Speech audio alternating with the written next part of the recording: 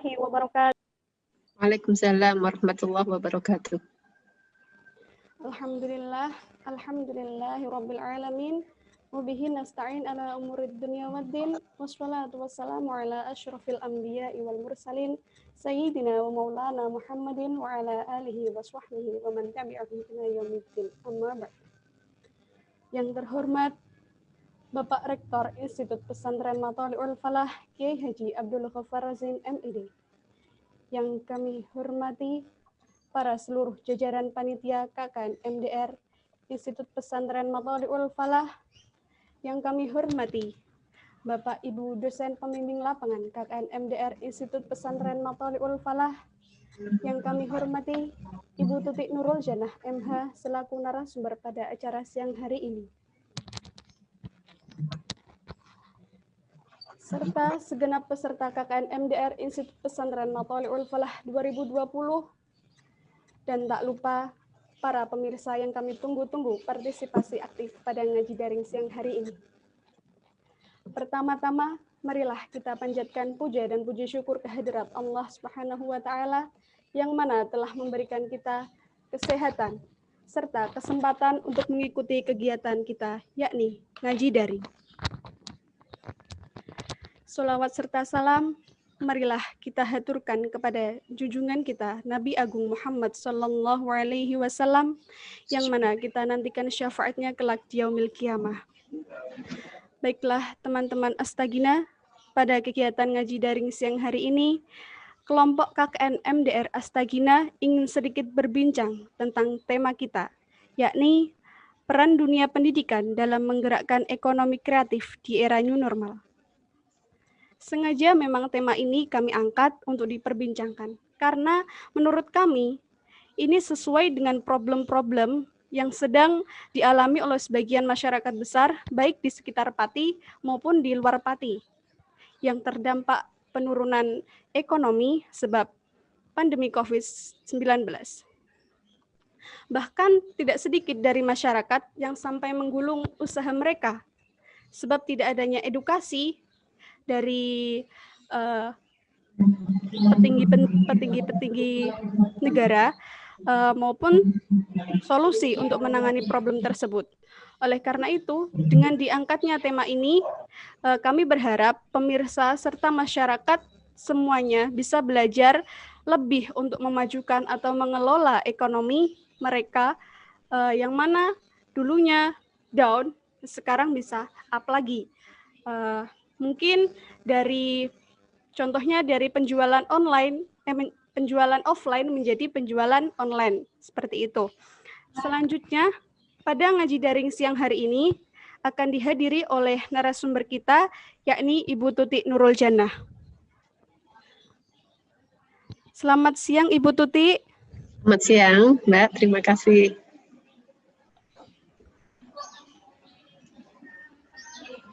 Baiklah. Berikut merupakan CV singkat dari beliau. Nama lengkap beliau, Ibu Tutik Nurul Jannah MH. Beliau lahir di Kediri pada tanggal 28 November 1979 dan beliau sekarang berdomisili di Kajen Margoyoso Pati. Beliau mengawali pendidikannya di Jombang, yakni di Madrasah Mu'alimin Mu'alimat Tambak Beras Jombang.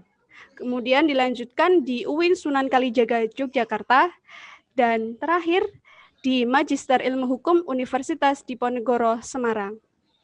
Beliau sekarang merupakan dosen di Institut Pesantren Matholiul Falah dan juga Direktur Pusat Visi di Institut Pesantren Matholiul Falah, dan juga beliau menjadi Direktur di Sekolah An-Nismah Margoyoso. Beliau juga menjadi pengajar di Pesantren Al-Batiyah Kajen. Itulah kegiatan-kegiatan sekarang yang dilakukan oleh beliau. Selanjutnya, untuk mengoptimalkan acara ngaji daring pada siang hari ini, kami persilahkan kepada pemirsa untuk mengikuti acara ini sampai selesai. Jika nanti ada sesuatu yang belum difahami, bisa ditanyakan dengan menulis pertanyaan di kolom komentar yang mana nanti akan diproses oleh kelompok KKN MDR Astagina, sehingga menjadi pertanyaan yang akan dijawab oleh narasumber. Sebelum kita memasuki acara kita selanjutnya, saya akan menyampaikan bahwa acara ini disponsori oleh beberapa sponsor, yakni Alia Fashion, Utio Collection, Handayani Material, Ajek Catering, Haris Collection, Exa Store, Hilman Salim Original Design, dan juga Jay Molly. Oke, dan kami di sini akan menginformasikan kepada peserta ngaji daring bahwasanya kami mengadakan giveaway batch 2. Tentunya dengan hadiah yang menarik pula. Gimana caranya untuk mendapatkan hadiahnya? Caranya gampang banget. Kalian bisa menuliskan pertanyaan sebanyak-banyaknya di kolom komentar. Dan nanti pemenangnya akan diumumkan di Instastory, Instagram, dan Facebook milik akun Astagina. Baiklah, itu tadi informasi yang telah kami paparkan, serta prolog tentang diangkatnya tema ngaji daring siang hari ini, agar semua masyarakat teredukasi tentang ekonomi, tentang tantangan ekonomi di era pandemi ini. Baiklah, selanjutnya tema ini akan disampaikan oleh narasumber kita kepada Ibu Tutik Nurul Jannah. Waktu dan tempat kami haturkan.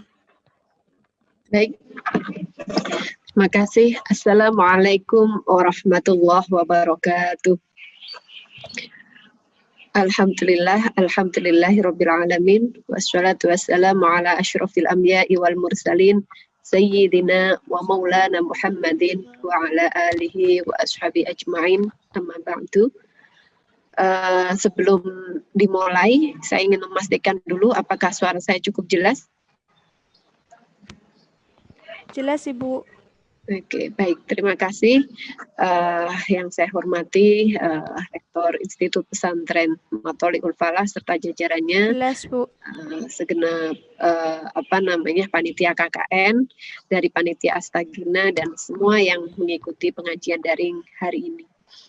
Jadi memang hari ini kita akan mendapatkan kita akan membicarakan tema yang sebenarnya cukup menarik untuk kita bahas pada siang hari ini.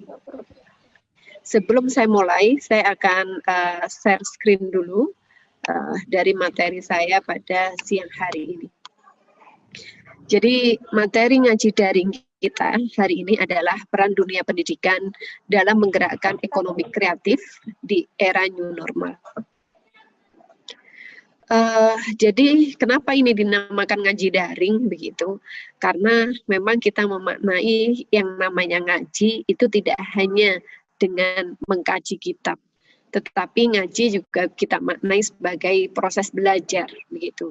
Jadi ngaji daring adalah proses belajar yang kita lakukan pada siang hari ini dengan melalui media daring. Adapun tema yang kita bahas pada siang hari ini paling tidak ada 2 kata kunci, yakni yang pertama adalah peran dunia pendidikan dan yang kedua adalah menggerakkan ekonomi kreatif. Dan ada yang ketiga, kemudian di sini diikat dengan situasi yang khas, yakni era new normal. Pendidikan sendiri dapat dimaknai sebagai usaha sadar dan terencana untuk mewujudkan suatu belajar dan proses pembelajaran agar anak didik atau peserta didik secara aktif mengembangkan potensi dirinya agar dia memiliki kekuatan spiritual keagamaan, pengendalian diri, kepribadian, akhlak mulia, dan keterampilan sebagai bekal diri untuk berkiprah di kemudian hari. Dari sini kita memahami bahwa lembaga pendidikan itu sebenarnya memiliki multifungsi. Dia memiliki fungsi sebagai lembaga tempat mengudar atau luas arti pendidikan itu sendiri. dari yang hanya bersifat tekstual kepada yang sesuatu yang bersifat pendidikan, keterampilan, sampai kemudian bagaimana pendidikan dan keterampilan itu dapat nyata-nyata digunakan sebagai alat untuk berkiprah di kemudian hari, terutama di tengah masyarakat. Nah, kita di sini melihat juga ada sebuah paling tidak ada aktor atau faktor, bisa kita sebut aktor, bisa ketika disebut sebagai faktor begitu ya.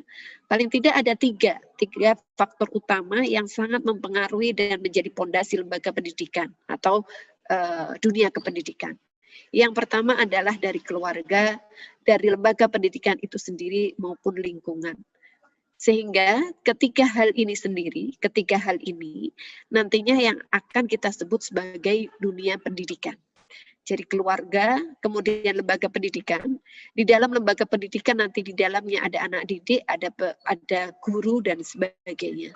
Kemudian lingkungan itu bisa kita sebut sebagai konteks masyarakat di mana dunia pendidikan itu ada. Nah, saat ini begitu. Nah, ketiganya itu harus saling berkolaborasi dan saling menguatkan dalam mencapai tujuan pendidikan. Saat ini kita mengalami sebuah situasi yang luar biasa, yakni pandemi. Bahkan saya baca koran di 2 hari yang lalu ada istilah baru.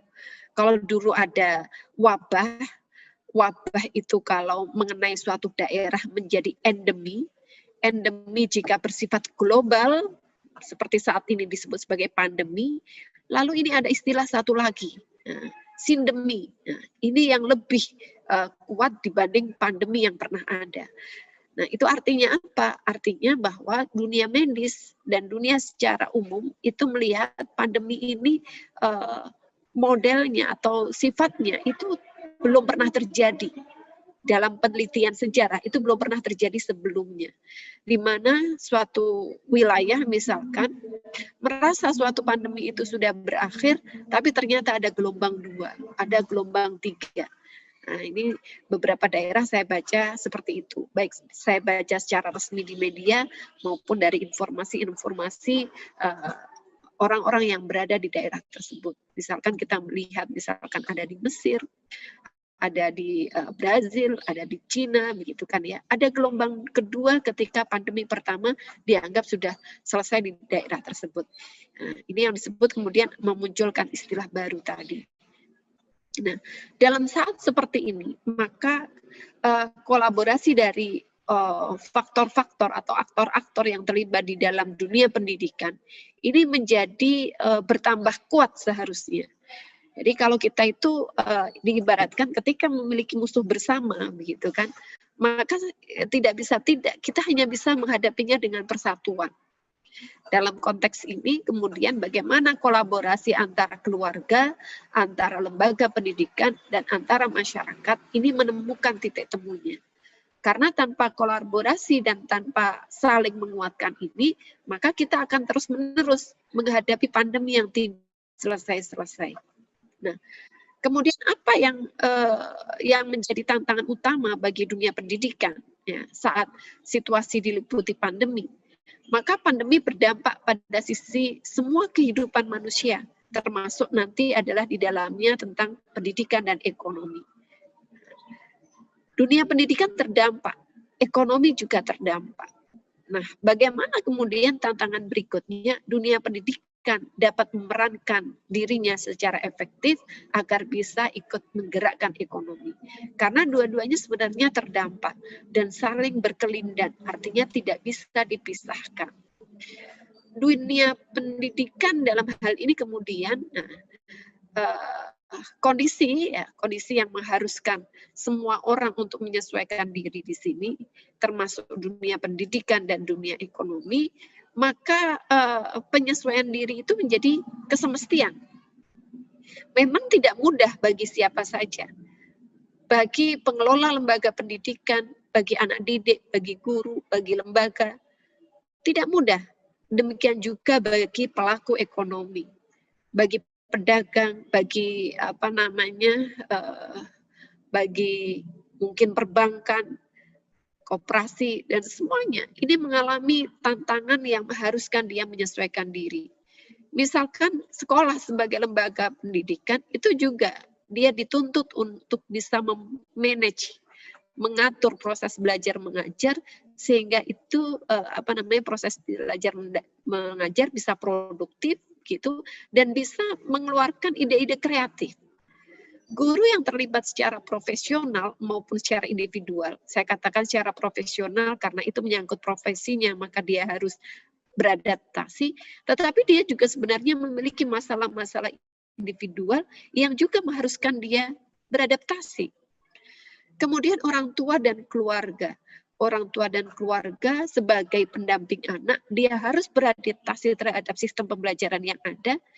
Sebagai penggerak ekonomi di dalam keluarganya, dia juga harus beradaptasi ketika melihat misalkan ada persoalan ekonomi yang harus dia selesaikan. Ketika dia terdampak oleh pandemi, ya kan, sehingga ekonominya terhambat. Nah, ini juga sama, orang tua dan keluarga dia menghadapi tantangan-tantangan untuk menyesuaikan diri. Kemudian di sini juga ada anak didik. Anak didik di sini termasuk adalah mahasiswa ataupun anak didik dari SMA, SMP sampai usia dasar dan usia dini, semuanya menghadapi tantangan untuk menyesuaikan diri. Satu, karena itu tadi model pembelajaran yang berbeda. Yang kedua juga bisa ini terkait dengan ekonomi. Bagaimana ketika keluarga menghadapi tantangan ekonomi, bagaimana ini anak didik dari yang terutama yang sudah SMA dan perguruan tinggi mahasiswa, dia harus bisa menyesuaikan diri dan mencoba untuk lebih arif dalam menggunakan pos-posnya. Misalkan kalau sebelum pembelajaran daring, mungkin bisa beli sepatu 2 kali atau 3 kali dalam 1 semester, jilbab mungkin bisa 10 kali sampai 12 kali begitu. Nah, ini harus dialihkan untuk misalkan membeli pulsa. Nah, ini artinya ada fokus-fokus dan harus ada kearifan dalam mengelola keuangan. Karena kalau bicara tentang ekonomi, maka nanti di situ ada 2 hal yang sangat utama. Yang pertama terkait dengan pemasukan, yang kedua adalah terkait dengan pengeluaran. Tidak bisa bicara tentang ekonomi hanya bicara tentang pemasukan saja. Bagaimana menggerakkan ekonomi itu hanya bicara tentang bagaimana agar pemasukannya lebih banyak. Tetapi di sini juga harus ada upaya-upaya untuk menempatkan prioritas yang baik sehingga ekonomi yang bergerak itu juga memiliki dampak yang signifikan terhadap pemasukan suatu keluarga. Nah, dari sini kemudian dari sisi lembaga pendidikan tentu harus menyesuaikan diri dengan metode pembelajaran, bahan ajar, dan media pembelajaran. Inovasi harus terus dilakukan untuk menentukan titik kenyamanan masing-masing pihak. Nah, dunia pendidikan sendiri sebenarnya memiliki banyak peran dalam menghadapi perubahan kondisi masyarakat. Sejarah membuktikan bahwa dunia pendidikan selalu memiliki peran yang cukup signifikan dalam ikut serta memberi pemahaman masyarakat untuk beradaptasi dan juga bertahan terhadap situasi melalui inovasi-inovasi. Nah, saya ingat misalkan situasi yang sebenarnya pernah juga lebih buruk walau tidak disebabkan oleh pandemi di Indonesia, itu juga pernah terjadi pada awal-awal begitu, akhir 97 menuju 98 ya, pada saat Indonesia dilanda krisis ekonomi, itu sebenarnya kita juga sudah pernah mengalami kondisi yang hampir sama dalam arti dampak secara ekonomi. Saya ingat ketika di pesantren misalkan uang saku yang asalnya cukup untuk teman-teman saya, misalkan waktu itu 50.000 cukup untuk 1 bulan, tiba-tiba 50.000 itu setengah bulan sudah tidak cukup. Karena uang makan yang waktu itu 1 bulan 14.000 begitu, tiba-tiba sudah harus naik menjadi 25.000, 2 kali lipat.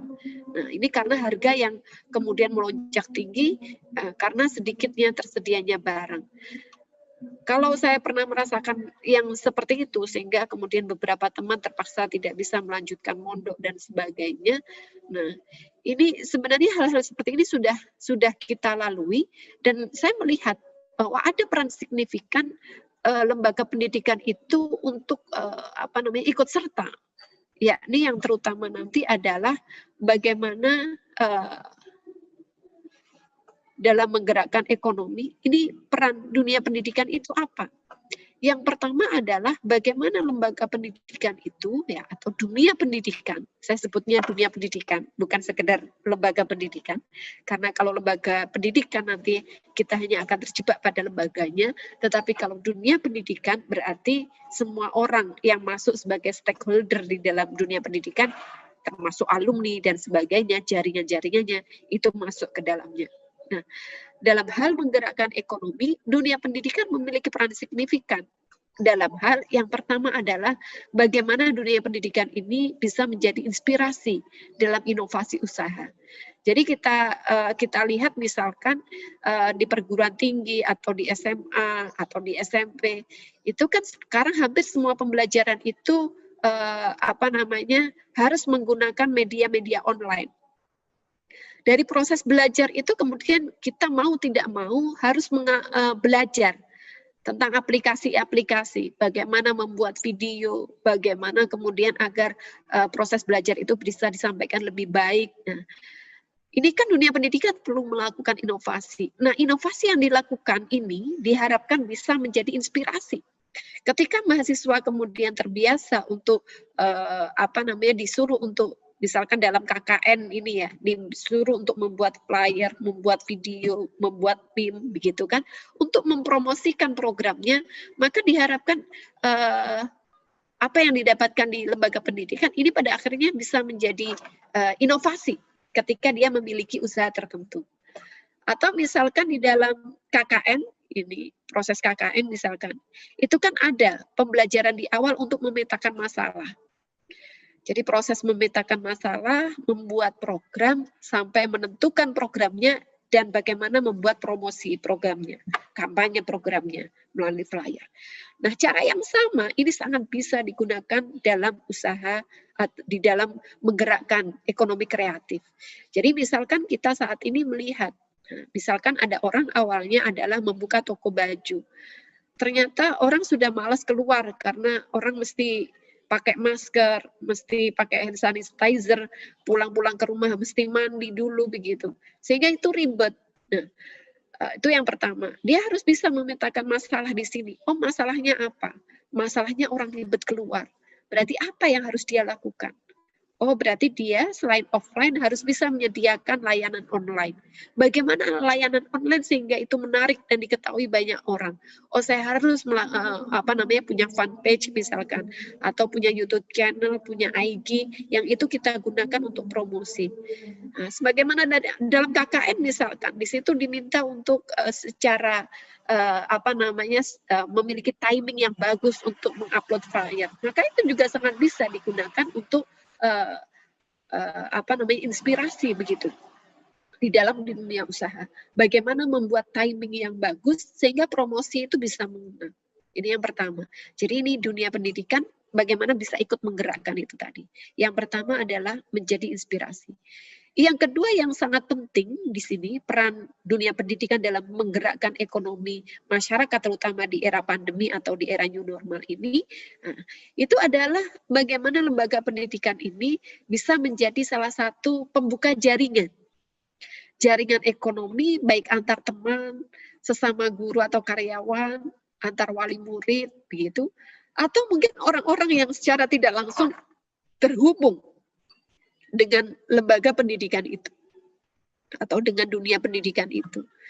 Nah, ini artinya jaringan menjadi sangat penting. Temannya teman, ya kan? Temannya guru, gurunya guru, dan sebagainya. Ini jaringan yang kemudian kalau misalkan kita berada di media sosial, orang-orang yang terhubung itu semuanya menjadi bagian penting dalam menggerakkan ekonomi. Misalkan saya begitu kan, oh iya, tiba-tiba saya butuh misalkan, oh saya kok pengen siomay ya. Ya. Saya coba buka pertemanan saya di IG, ada nggak ya yang promosi siomay. Nah ini kan artinya proses pertemanan ini merupakan jaringan yang bisa menggerakkan. Nah, yang ketiga adalah inovasi media dalam mempromosikan produk dan meningkatkan layanan terhadap konsumen. Nah, ini sebenarnya hampir mirip dengan yang nomor 1. Kalau yang nomor 1 tadi adalah inspirasinya, yang nomor 3 ini lebih kepada skill-nya. Skill dalam berinovasi. Karena kata kunci dalam dunia kreatif, dunia ekonomi kreatif itu adalah inovasi. Sepanjang kita bisa melakukan pemetaan, ya, pemetaan masalah, pemetaan pasar yang bagus, maka pada saat itulah kita bisa mencari jalan keluar bagaimana inovasi ini bisa sesuai dengan konsumen yang kita harapkan membeli produk kita. Misalkan kemarin ada kampanye gitu kan di media, belilah barang dari temanmu sendiri misalkan. Nah ini kan sebenarnya teman kita siapa? Ya teman kita yang paling luas kemudian jaringannya, ya ini sangat bisa dimulai dari dunia pendidikan itu. Karena semua orang pernah sekolah, kan begitu. Semua orang kemudian saling terhubung dari temannya. Kalau nggak percaya itu bisa kita buktikan, misalkan yang namanya reuni itu kan nggak pernah sepi dari dulu. Nah, dari reuni kan nanti kemudian masuk kepada jaringan sebenarnya. Nah, ini adalah hal-hal yang penting. Nah, sekali lagi kemudian dalam menggerakkan ekonomi masyarakat, inovasi adalah kata kunci. Ya. Kata kunci untuk beradaptasi dan bertahan dalam kondisi new normal ini. Dunia pendidikan memiliki peran penting untuk mengedukasi masyarakat dalam menyikapi era new normal. Edukasi bagaimana caranya? Ya dengan kebijakan yang dia keluarkan, itu sebenarnya dia telah mengedukasi. Pasti ketika ada kebijakan, misalkan sekolah harus full daring atau sekolah harus kombinasi, pasti di situ tidak langsung ada penerimaan, tapi ada proses yang namanya penolakan. Nah, bagaimana kemudian sekolah bisa memberikan pandangannya dengan komunikasi yang baik? Nah, di sini proses edukasi berlangsung. Apa yang disebut new normal, begitu, ada sebuah pola kehidupan baru yang membuat kita mungkin berpikir tidak sama dengan era-era sebelumnya. Nah, kita berpikir kalau dulu misalkan sowan langsung kepada guru kita itu sopan, kalau saat ini justru sebaliknya.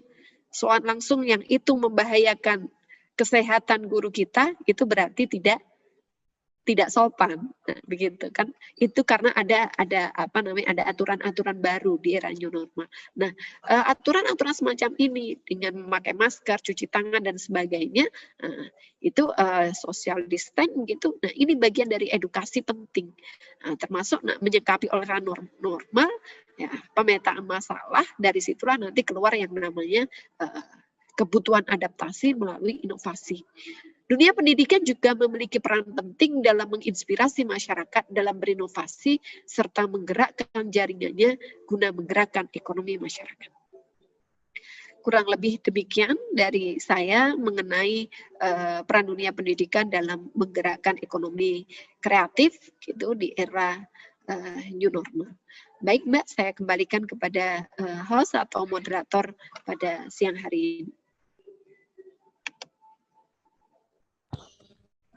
Baik, terima kasih Ibu atas pemaparannya tentang peran dunia pendidikan dalam menggerakkan ekonomi kreatif di era new normal.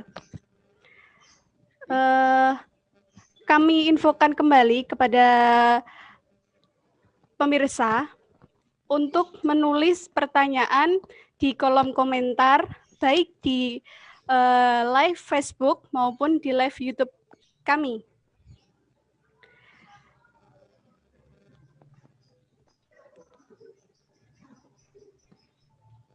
Ya, di sini sudah ada 3 pertanyaan. Oke. Kami buka satu dulu nggih, Bu? Oke, silakan. Oke. Ini dari Flash Kamal, dari teman Astagina Facebook. Pertanyaannya, pendidikan itu memberitahu kita benar dan salah, memberi pula resiko-resiko apa yang akan dihadapi. Temanku bodoh di akademis, tapi dia sukses usaha potong rambut dan tidak terdampak corona. Pertanyaannya, peran pendidikan ini maksudnya pendidikan yang seperti apa? Kemudian, apa pendapat jenengan tentang sukses itu nggak perlu pintar di sekolah, yang penting usaha? Karena banyak sekali yang bilang seperti itu, Bu. Bagaimana Ibu Tuti? Ya, terima kasih, Mbak. Jadi sebenarnya ada sesuatu hal yang tidak harus divis-aviskan. Vis-avis itu dipertentangkan. Bahwa orang tidak perlu pintar, yang penting usaha. Yang penting memulai dunia usaha. Ya kan begitu.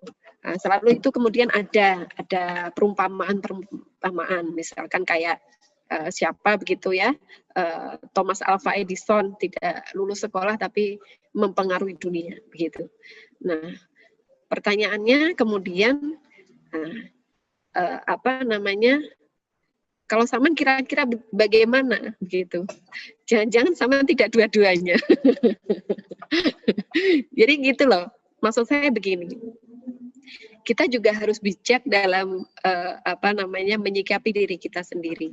Memang benar bahwa setiap orang itu memiliki potensi. Ada seseorang itu yang kemudian dia memiliki potensi lebih kuat di dunia usaha, begitu kan, dibanding ketika dia harus menyimak guru menjelaskan. Nah, sejak usia dini pun kita sudah bisa melihat ada kecenderungan anak lebih suka misalkan belajar outdoor begitu, atau juga ada anak yang dia lebih anteng ketika di dalam kelas dan merasa nyaman. Nah, sebenarnya tugas lembaga pendidikan adalah bagaimana melihat potensi-potensi ini. Nah, yang memang harus dihindari di dunia pendidikan adalah terjadinya judgement atau penghakiman. Oh, anak ini bodoh, oh anak ini pintar. Karena itu tadi, pintar dan kurang pintar itu sebenarnya adalah tergantung dari dia potensinya lebih kemana gitu. Ini dari sisi pendidik. Nah, dari sisi murid, menurut saya kalau ini sudah pada jenjang mahasiswa, seharusnya orang itu sudah mulai melakukan pemetaan dirinya. Dia kelebihannya di mana? Kalau dia kelebihannya adalah usaha, maka menurut saya memang tidak semua orang harus kuliah gitu. Tetapi bisa juga misalkan ada perbedaannya ketika mungkin dia kuliah begitu. Di sini ada sebuah pengalaman-pengalaman, ada jaringan, ada pengalaman-pengalaman yang membuat orang mungkin lebih bisa sebenarnya menghadapi situasi-situasi baru. Nah, saya katakan, jadi lembaga pendidikan itu kan bertingkat. Pada fase pendidikan dasar sampai pendidikan SMA misalkan, yang disebut kita masih menjadi pendidikan yang wajib, maka pada saat itu dia sudah harus bisa memetakan dirinya. Dia lebih bidangnya kira-kira lebih apa, sehingga pilihan jurusan, sampai pada pilihan dia kuliah atau tidak itu juga sangat tergantung. Saya teringat ketika melihat proses pendidikan di negara maju gitu secara langsung. Misalkan saya melihat di Australia dan di Finlandia misalkan sebagai contoh. Di Finland itu tidak semua orang harus kuliah gitu. Tetapi jika dia sudah kuliah, maka dia artinya sudah bisa memetakan dirinya, dia akan konsen pada dunia akademis. Ini yang sebenarnya memang belum maksimal di negara kita, karena proses pemetaan potensi semenjak dini itu belum banyak dilakukan oleh lembaga-lembaga. Sehingga kemudian banyak orang ketika dia merasa di akademik tidak mampu, kemudian muncul seperti ini kata-kata, alah ora pinter neng kelas, sing penting sugih. Nah, ya kalau ada pilihan salah satunya sih nggak masalah. Kalau repotnya sudah nggak pintar, kemudian nggak kaya juga, kan begitu. Artinya kita tidak usahlah mempertentangkan antara pintar usaha dan pintar kuliah, pintar di lembaga pendidikan, itu tidak usah di semuanya ada ada perannya. Jadi semuanya ada perannya masing-masing begitu. Saya kurang setuju jika itu dipertentangkan. Sekali lagi itu nanti tergantung dari pilihan dan potensi masing-masing orang. Kemudian ada juga misalkan ketika di lembaga pendidikan kita diberitahu benar atau salah dan diberitahu oleh resiko. Ada juga kemudian dia contohkan tidak ada tuh corona begitu.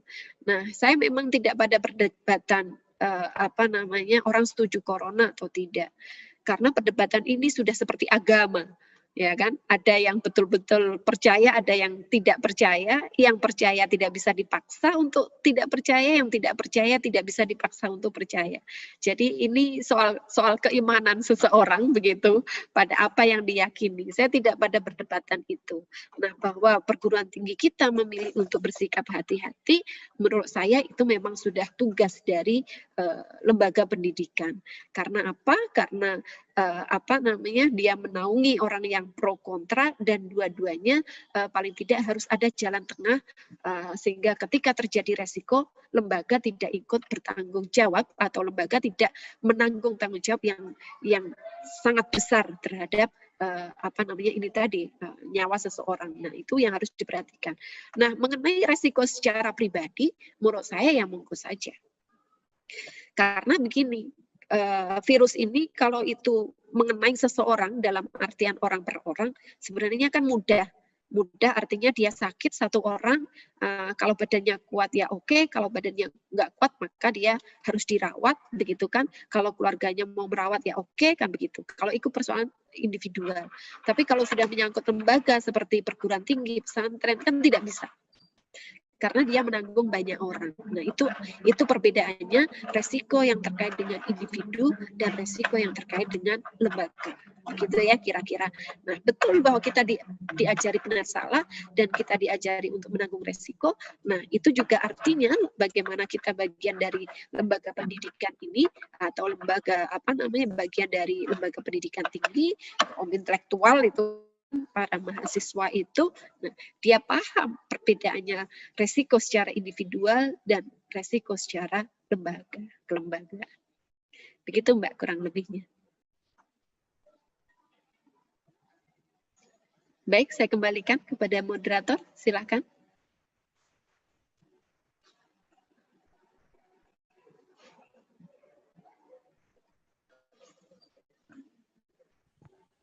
Baik, terima kasih Ibu atas pemaparannya. Kita lanjutkan ke pertanyaan yang kedua, yakni dari Saudari Halwa Anissa. Pertanyaannya, model pendidikan seperti apa yang cocok untuk memulihkan perekonomian masyarakat, Bu? Terima kasih. Oke. Model pendidikan seperti apa yang cocok untuk memulihkan perekonomian masyarakat? Ya, itu tadi. Memulihkan ekonomi masyarakat, gitu ya. Nah, karena bagaimana Mbak? Ada tambahan?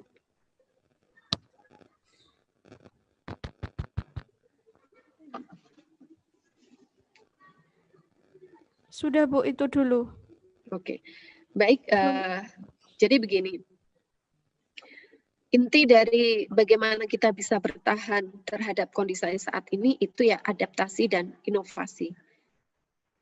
Adaptasi dan inovasi artinya itu tadi, bagaimana kita bisa melihat, kalau misalkan kita berada di suatu daerah yang fine-fine aja, tidak terdampak tidak terdampak dengan jualan offline biasa, ya itu kita lakukan. Karena nanti kuncinya adalah satu, pemetaan masalah. Ya, jadi dalam ekonomi itu dan dalam semua hal, mengelola ekonomi, mengelola lembaga itu yang pertama sebelum kita menetapkan langkah itu adalah pemetaan masalah. Setelah pemetaan masalah, kemudian kita mencari solusi. Solusinya itu kemudian harus berpijak dari masalah itu. Jangan sampai solusinya ya masalahnya misalkan dia terdampak jualan baju, nah, dia terdampak tidak ada yang pembeli sepi begitu kan, nah, pembeli sepi, kemudian solusinya inovasi yang dia lakukan, nah, itu justru menambah produk. Kalau tidak pada situasi pandemi maka menambah jualan terus begitu kan. Kalau tidak pandemi itu kan, kalau istilahnya jualan baju itu yang penting bagaimana terus berputar. Tapi dalam suatu masa pandemi perputaran uang itu kan agak macet. Makanya kemarin pemerintah memberikan bantuan kepada PNS itu kan tujuannya agar mereka belanja. Kalau belanja maka ekonomi akan berputar. Nah, tujuannya di situ. Tetapi kalau kemudian di masa pandemi semacam ini ketika perputaran tidak cepat, maka yang harus ditambah bukan produksinya yang bertambah-tambah, tapi kita lihat kira-kira produksi apa yang menjadi prioritas masyarakat saat ini. Makanya kita lihat saat ini yang paling laku misalkan justru frozen food, begitu kan? Atau produk-produk makanan itu misalkan lebih booming dibanding produk baju. Nah, baju harus disertai dengan masker dan sebagainya, itu inovasi. Maka model pendidikan seperti apa yang paling cocok di situasi pandemi seperti ini? Ya model pendidikan yang bisa memberikan anak didik stimulasi untuk berkreasi, untuk berinovasi. Sehingga ketika sudah pada masanya mereka hadir di masyarakat untuk melakukan kemandirian ekonomi dan sebagainya, mereka sudah siap untuk menghadapi kondisi apapun juga. Anak-anak SMA misalkan yang hari ini masih belum ikut berbisnis misalkan, mungkin ketika mereka nanti harus menggerakkan ekonomi keluarganya pada 3 atau 4 tahun yang akan datang, mungkin situasi sudah berbeda. Demikian juga dengan mahasiswa saat ini. Nah, tetapi ketika dia memiliki nalar untuk berinovasi, begitu, maka di situasi apapun yang akan dihadapi, maka dia akan sangat mudah untuk menghadapinya. Jadi intinya adalah bagaimana bisa menggerakkan inovasi itu. Saya pikir di ITMAFA ya, dengan program-program KKN daring, PPL daring, itu kan sebenarnya mendekatkan kita untuk inovasi itu tadi. Tetapi memang tidak semua orang bisa menerima hal itu karena berpikir bahwasanya model pembelajaran tidak bisa efektif. Nah, kalau menurut saya, memang kalau kita bandingkan dengan offline, itu tidak sama mungkin perolehannya. Tetapi dari sisi inovasi, menurut saya ini bisa menjadi model yang luar biasa. Ketika terutama kita nanti sudah betul-betul masuk di dunia usaha, maka kalau tidak berinovasi ya jangan harap kemudian ekonomi yang dia tekuni itu bisa bertahan. Jadi memang kuncinya di situ adalah pada inovasi. Begitu Mbak. Terima kasih.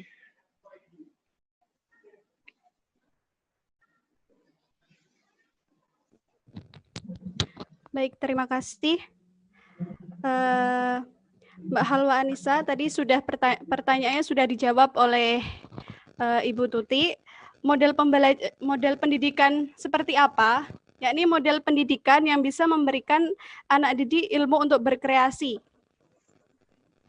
Untuk inovasi, Mbak.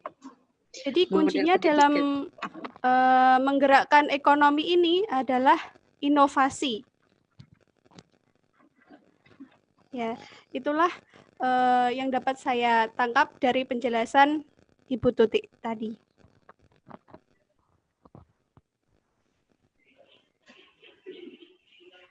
Saya informasikan kembali kepada teman-teman yang ingin bertanya, silahkan menuliskan pertanyaan di kolom komentar, baik di kolom komentar live Facebook maupun di live YouTube kami.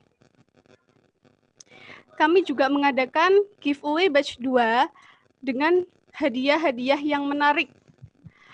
Bagi kalian yang memberikan pertanyaan sebanyak-banyaknya kepada kami untuk ngaji daring siang hari ini.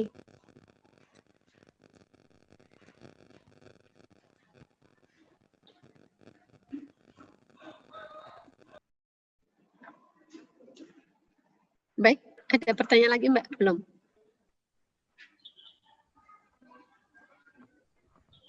Belum ada, Bu. Oke. Sebentar ya, Bu.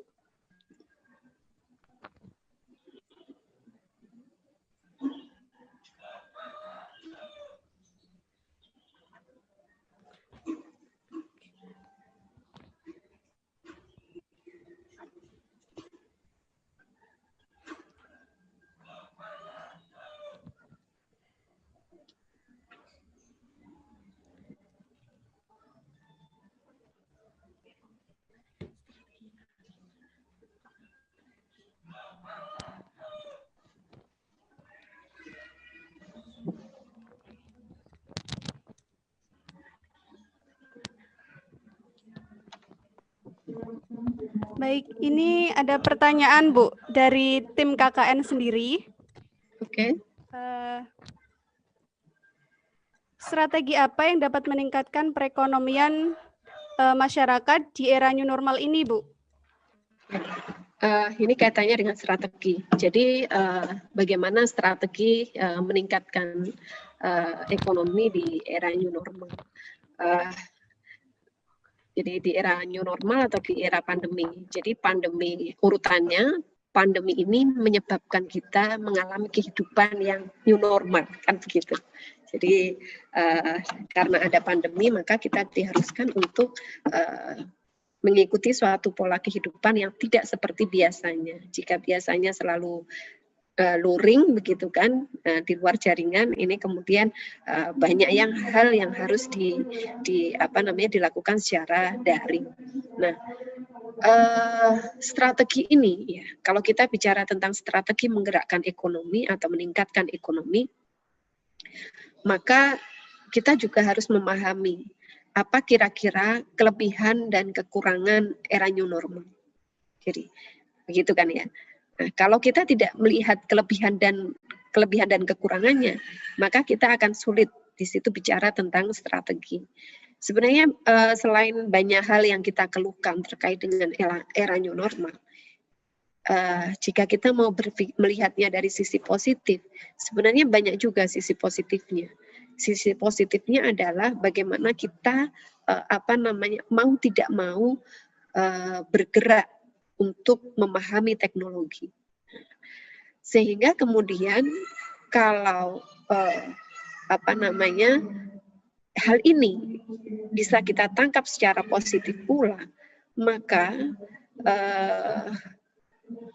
kelebihan dari era new normal begitu di masa pandemi ini, di mana teknologi itu menjadi kata kunci untuk proses komunikasi, maka itu juga yang seharusnya bisa kita gunakan untuk strategi bagi peningkatan ekonomi kita. Jadi kalau sekarang sebenarnya sudah tidak zamannya lagi kita bikin usahanya offline. Bikin usaha ya harus dirangkep antara offline dan online. Kalau sebelumnya sudah punya toko offline. Tetapi kalau tidak punya toko offline, ya bisa semuanya hanya online saja, begitu.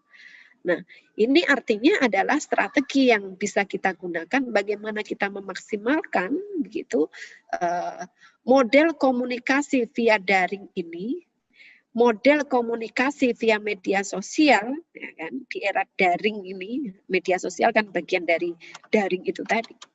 Itu menjadi peluang untuk kita lebih memperluas usaha kita. Kalau misalkan asalnya adalah pentol bakso, yang ketika pentol bakso itu harus dimakan fresh begitu, maka hanya itu yang bisa kita pasarkan secara luring, maka harus berpikir bagaimana mulai mengembangkannya menjadi frozen food yang itu memungkinkan untuk diposkan 1 hari, ya, dinikmati 1 hari setelah dimasak atau 2 hari, 3 hari.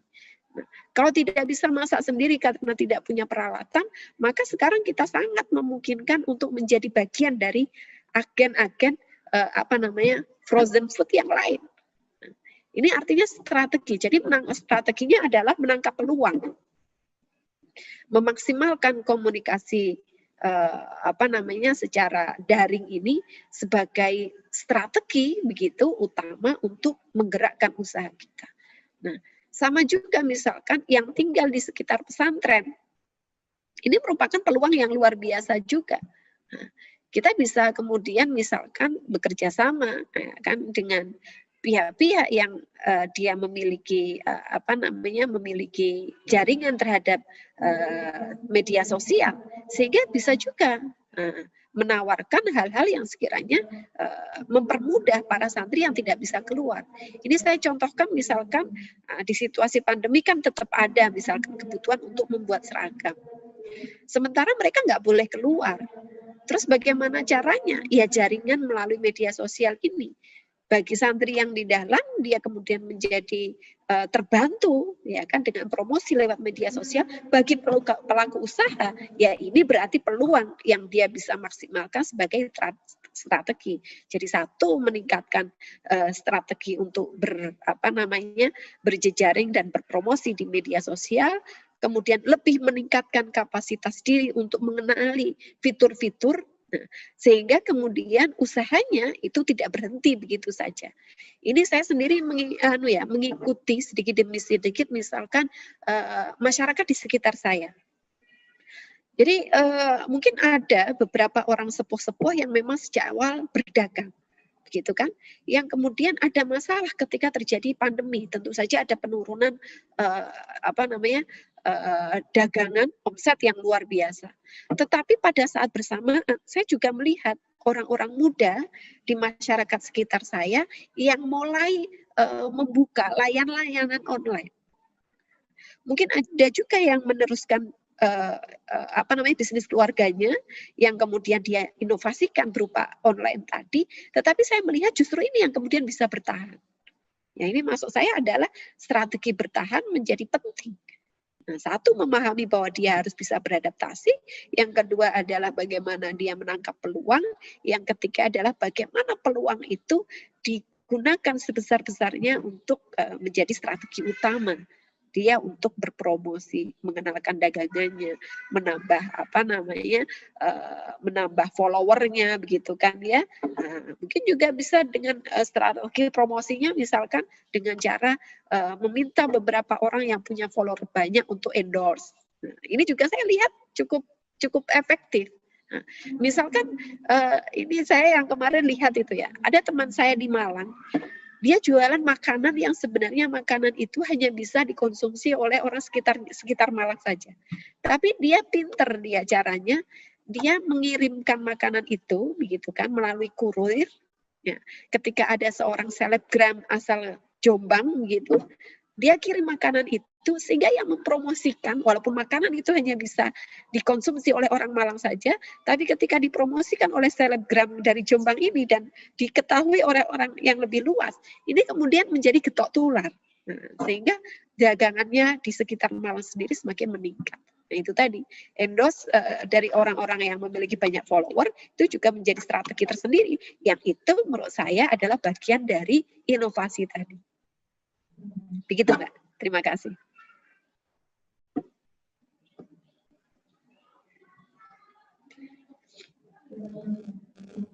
Baik, terima kasih Ibu. Strateginya mungkin dengan kita memahami model komunikasi via medsos itu lebih utama ya teman-teman ya. Karena new normal ini semua serba medsos. Jadi kita bisa memanfaatkan medsos sebagai sarana untuk menggerakkan ekonomi kita. Ya, kira-kira begitu. Ini ada pertanyaan lagi, Bu.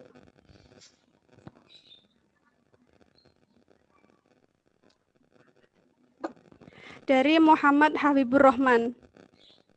Oke. Mungkin pandemi berdampak bagi banyak sektor wisata ya, Bu. Oke, ya. Tapi yang saya tanyakan di sini, bagaimana pengaplikasian ekonomi kreatif untuk daerah yang terpencil, yang notabene-nya pendidikan dan akses internet itu sulit dijangkau? Baik. Ini tadi menurut saya inti dari kolaborasi.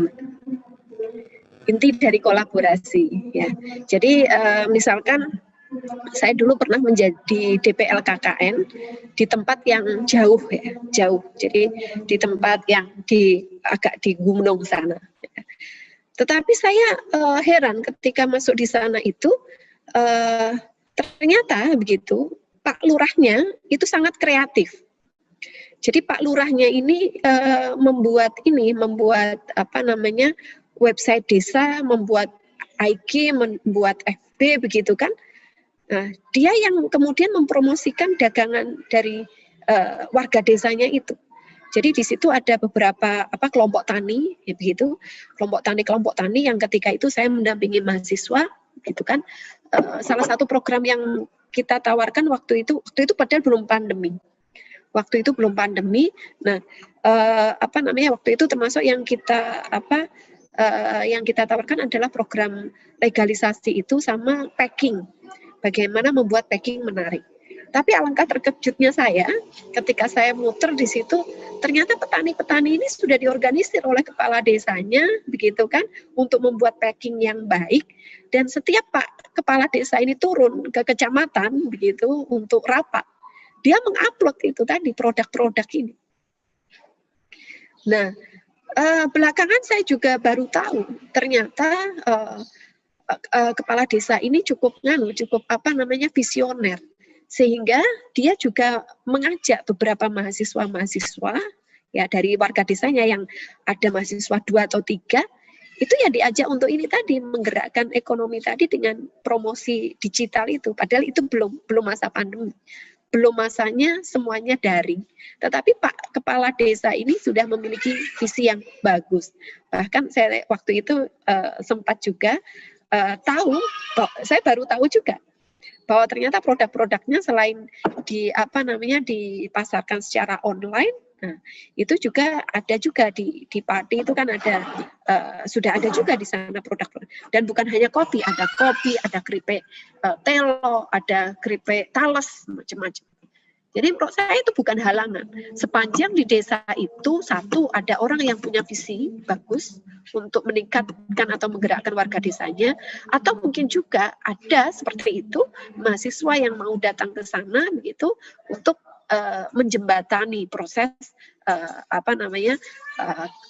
proses menggerakkan ekonomi.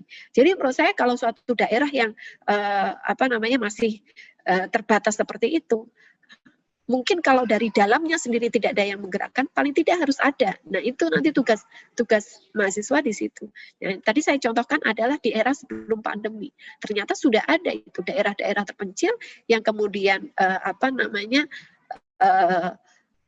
internet saja susah, tapi ternyata profil desa ini luar biasa. Waktu itu saya juga ngikutin dari FB juga. FB, IG, bagaimana promosi yang dilakukan oleh kepala desa. Dan saya tanya, ini di sini susah sinyal loh Pak. Iya, saya uploadnya kalau saya ada tugas ke kecamatan. Ini kan luar biasa. Jadi ini tadi loh, maksud saya, jangan terkungkung dengan sesuatu yang biasa-biasa saja. Tetapi cobalah kemudian memanfaatkan semua kondisi begitu untuk kita bisa berinovasi, bisa berkreasi, dan justru apa yang dilihat orang sebagai kekurangan itu bisa kita jadikan sebagai kelebihan untuk berinovasi itu tadi. Nah, ini contohnya. Jadi menurut saya tidak ada sinyal itu tidak ada masalah Kak. Kalau sepanjang ada orang yang mau yang memiliki visi besar, yang mau ikut serta menggerakkan seperti itu. Nah, nanti saya lihat juga itu ternyata produknya, kopinya itu nggak kalah. Ya. Kopinya itu nggak kalah. Ya. Sempat juga waktu itu saya bawa oleh-oleh begitu ke beberapa tempat begitu, bahkan saya ingat juga waktu itu sempat saya beli banyak begitu untuk oleh-oleh ketika ada tamu-tamu di sini pada Holgesa hari itu, dan semuanya melihat bahwa ini produk dan packingnya yang luar biasa, itu packingnya bagus dari kepala desa ini. Ya petani kopinya ya biasa-biasa saja, tempatnya terpencil, kepala desanya visioner. Nah, ini bisa menggerakkan dengan packing yang bagus. Nah, dia bikin FB, bikin fanpage, bikin IG. Nah, terus kalau tidak salah ada YouTube channelnya juga. Dia promosikan kopinya itu. Begitu, Mbak. Terima kasih.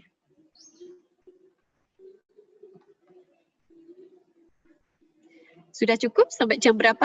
Atau kita kasih kesempatan satu pertanyaan? Baik, terima kasih lagi? Ibu. Ini masih ada satu pertanyaan terakhir, Ibu. Oke, terima kasih. Silakan. Uh, di dalam sebuah masyarakat terpencil yang kekurangan tenaga pendidik, bagaimana langkah kita sebagai mahasiswa untuk ikut berperan meningkatkan ekonomi di dalam sebuah masyarakat tersebut, Bu? Nah, itu sama Mbak sebenarnya. Ya. Sebenarnya caranya ya seperti apa yang dilakukan oleh terima kasih. Pertanyaannya, kita mahasiswa itu bagian dari desa itu atau tidak? Mahasiswa yang dimaksud ini bagian dari orang desa itu atau tidak? Mbak? Ji, Bu. Bagian dari masyarakat desa? Bagian dari warga desa situ atau kita orang luar yang ditanyakan tadi? Bagian dari masyarakat tersebut. Oke. Kalau bagian dari masyarakat tersebut, ya berarti contohlah apa yang dilakukan oleh kepala desa. Di dalam gimana Mbak? Di dalam mahasiswa tersebut merupakan masyarakat. Kan tetapi di daerah tersebut kekurangan tenaga dalam memberikan edukasi ekonomi tersebut, Bu. Iya. Nah, kalau kita bagian dari masyarakat tersebut, nah itu justru tantangannya ada di situ. Kadang-kala wong iku lek dikandani karo warga desane dhewe, misalkan di situ sudah banyak tokoh masyarakat itu tahu kita sejak kecil gimana nakale ora karuan, moro-moro dadi mahasiswa ngejak-ngejak. Itu kan kadang juga sulit. Nah, maka dari situ ada strategi. Kita di sini adalah tidak harus tampil paling depan. Tetapi yang bisa dilakukan adalah, ini juga sama dengan beberapa kali saya melakukan pendampingan waktu KKN pada waktu itu, ya. Kalau ini adalah warga desa kita sendiri, begitu.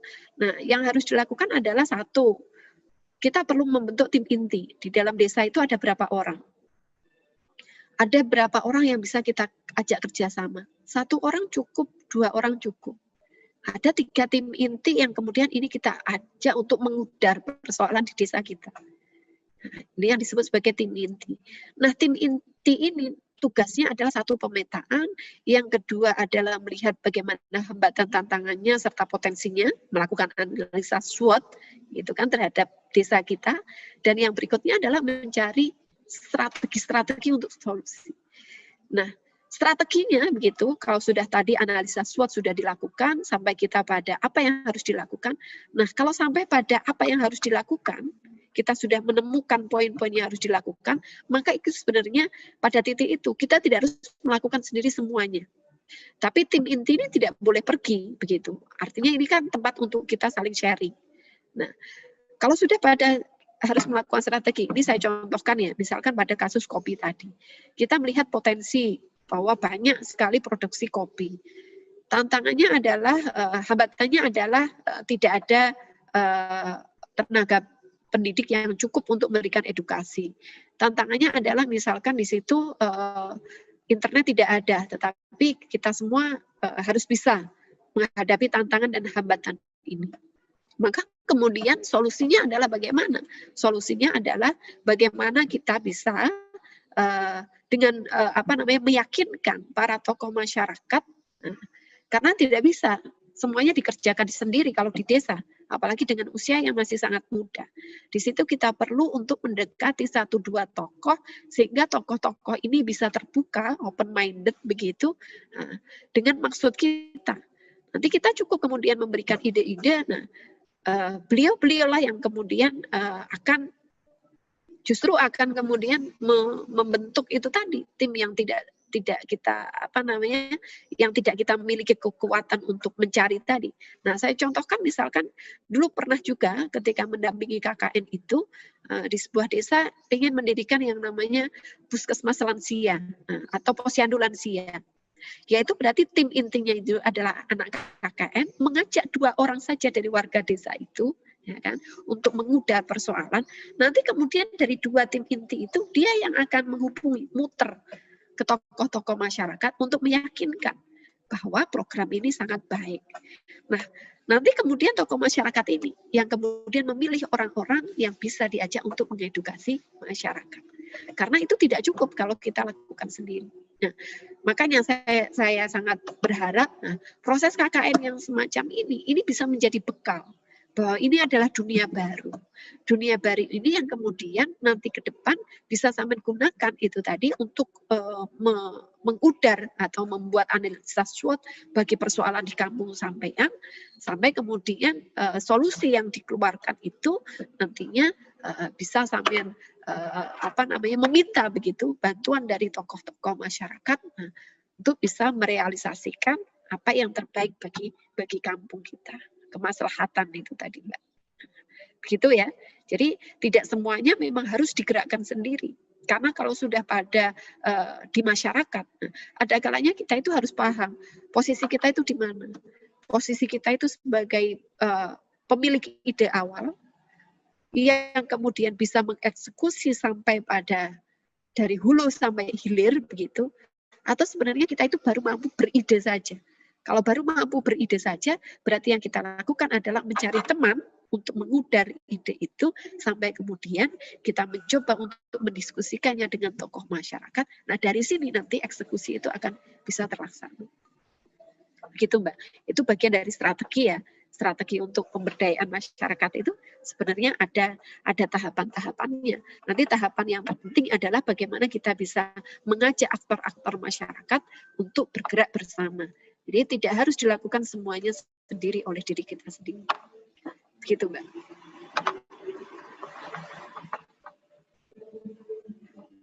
Baik, terima kasih. Itu tadi mungkin yang saya sampaikan begitu ya. Kurang lebihnya mohon maaf. Mungkin keterkaitan dari dunia pendidikan dan menggerakkan ekonomi ini sebenarnya saling berkait. Tetapi memang ada banyak sekali yang harus diperbaiki, terutama bagaimana kita bisa menyesuaikan diri beradaptasi dengan kondisi yang ada. Terima kasih, Mbak. Saya kembalikan kepada moderator. Terima kasih, Ibu Tuti. Banyak sekali peran-peran pendidikan dalam menggerakkan ekonomi ya, teman-teman. Salah satunya yakni kita sebagai masyarakat dalam pendidikan, kita bisa menjadi inspirasi dalam menginovasi sesuatu, yakni usaha, atau menjadi salah satu pembuka jaringan ekonomi masyarakat. Kemudian kita juga berinovasi dalam bermedia sosial, yakni mempromosikan produk atau membuat label-label atau yang lainnya. Baik, untuk pemirsa Astagina, telah sampai kita pada penghujung waktu.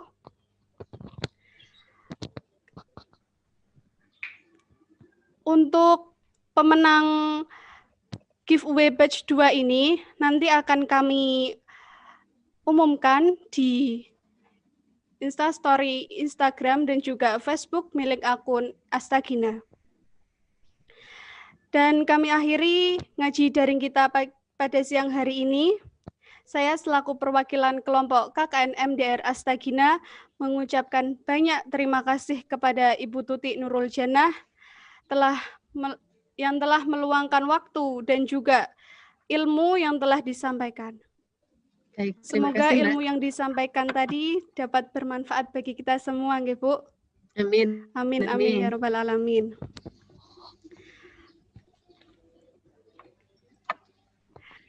Baik teman-teman, kami juga mau menginformasikan kembali bahwasanya ini merupakan awal kalian untuk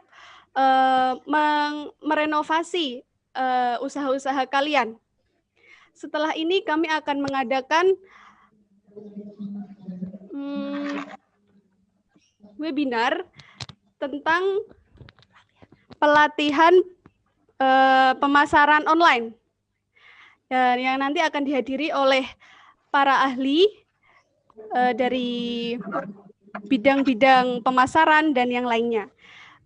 Kami harap kalian stay tune terus di channel kita ya. Okay. Saya pamit dulu ya, Mbak ya. Gimana, saya pamit Bu? dulu ya, Mbak ya. Saya pamit dulu. Ya. Baik, terima kasih, Mbak. Assalamualaikum warahmatullahi wabarakatuh. Waalaikumsalam Sukses ya. warahmatullahi wabarakatuh.